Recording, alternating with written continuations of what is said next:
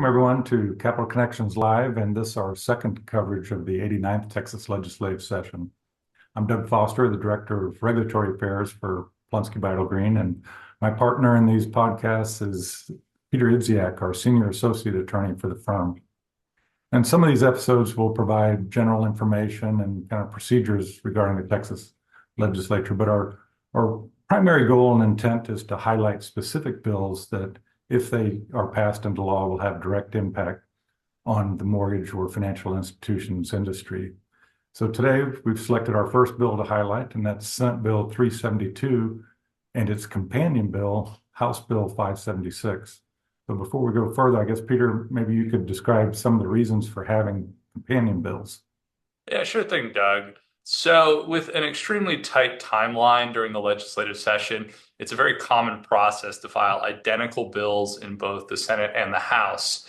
The reason for this is that it allows each bill to begin the process in its respective chamber, and whichever one gains traction can then be substituted for the other at a later date to shortcut the process and maximize the chances of it becoming a law. Right. Yeah. So in our weekly updates that we email out, you'll see both of these bills listed and tagged as being companions. Now, the other thing in our tracking that you won't see from other folks is we give you a historical perspective on any of these bills that have been filed in previous legislative sessions. And that prior history is really why we chose Senate Bill 372 to highlight today.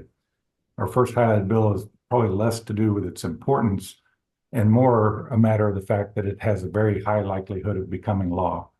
And that's because identical language to Senate Bill 372 and House Bill 576 was filed in the last session as Senate Bill 1568.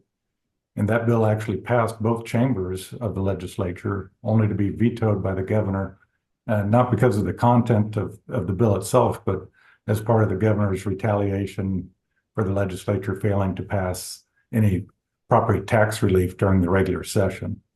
So given 80% or so of bills actually fail to pass, this one has a very high likelihood of becoming law.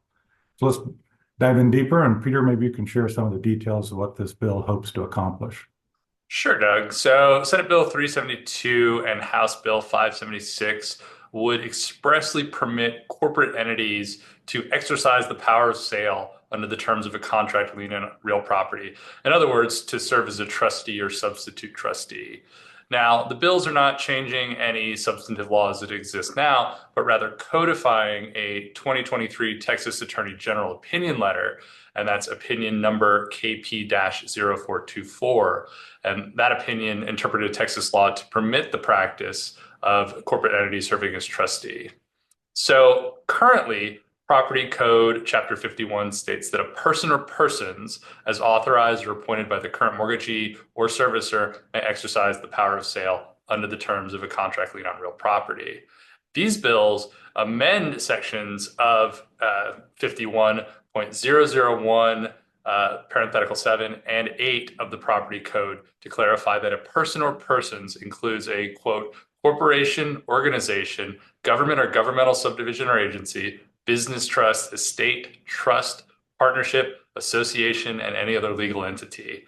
So these bills are essentially a bit of housekeeping to codify the AG opinion and expressly permit a practice that is already occurring rather than creating or modifying any substantive areas of law.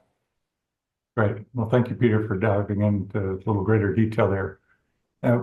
We invite you all to please visit our website, www.mortgagelaw.com, and you can click on the Insights tab. There you'll find our written analysis and the weekly memos updating you on the legislative process.